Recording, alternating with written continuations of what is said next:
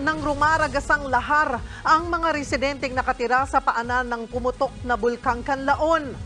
At live mula sa La Castellana City, Negros Occidental, nasa frontline ng balitang yan, si Gio Robles. Gio, kumusta ang sitwasyon dyan? Cheryl, hindi pa lubusang nakakahinga ang mga Negrense sa epekto ng pagsabog ng Canlaon Volcano, pero heto at lahar naman ang nagpahirap sa kanila ngayong araw matapos ang malakas na ulan. Dahil dyan, nadagdagan pa ang mga inilikas na residente. Pinaka-naapektuhan itong La Castellana na nasa paanan lang ng bulkan. Sa pool sa videong ito ang pagragasa ng lahar sa isang ilog malapit sa Padudusan Falls sa La Castellana City kanina. Magkahalong putik at tubig na kulay apo ang rumagasa mula sa bundok matapos ang walang tigil na ulan sa Mount Canlaon. Sa isa pang video, nagkulay abo na rin ang tubig sa ilog na yan. Ayon sa mga residente, biglaan ang paglakas ng agos sa ilog. Ayon sa FIVOX, resulta yan ang nangyaring pagputok ng bulkan noong Lunes. Dahil sa malakas na ulan, inanod ng tubig pababa ng bulkan ang tonedadang naipong abo. Ating pong mga geologists, nandun po sila ngayong kasalukuyan sa area para po ang target nila, malaman nila ano po yung mga lugar na naapektuhan, gaano po ito kalayo na yung narating nitong mud flow nito in the lahar, gaano po kakapal yung na deposito.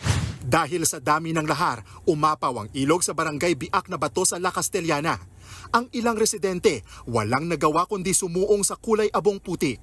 Inabutan din ng News 5 ang mga tauhan ng PNP at DPWH na nililinis ang lahar. Nangangamba kasi silang manigas ang putik at hindi na maalis.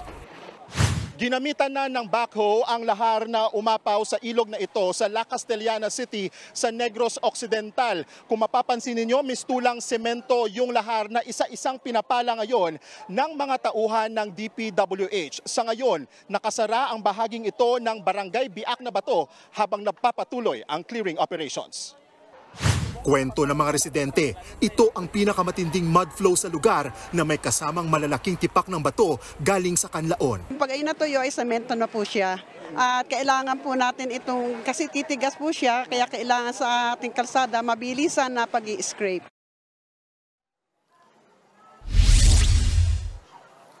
Cheryl, inaalam pa ng mga otoridad ang lawak ng pinsala ng lahar sa La Castellana. Wala namang napaulat na nasaktan. Mas pinaigting ng mga LGU ang monitoring sa mga lugar na prone sa lahar, gayong may panakanakang ulan. Ayon sa Canlaon Volcano Observatory, patuloy ang pagbuga ng asupre ng Canlaon Volcano 2 araw matapos itong sumabog. Pumalo sa higit 4,000 tonelada ng asupre ang ibinuga ng Canlaon kahapon. Yan ang pinakamataas na level na naitala ngayong 2024. Malayo ito sa normal average na 300 tons kada araw. Cheryl, balik sa iyo. Maraming salamat, Gio Robles, at mag-iingat kayo dyan. Mga kapatid, Cheryl Cosim po, huwag maging huli at maging una sa lahat sa balitaan. Para sa tuloy-tuloy na talakayan sa Frontline, mag-follow at mag-subscribe sa social media pages ng News 5.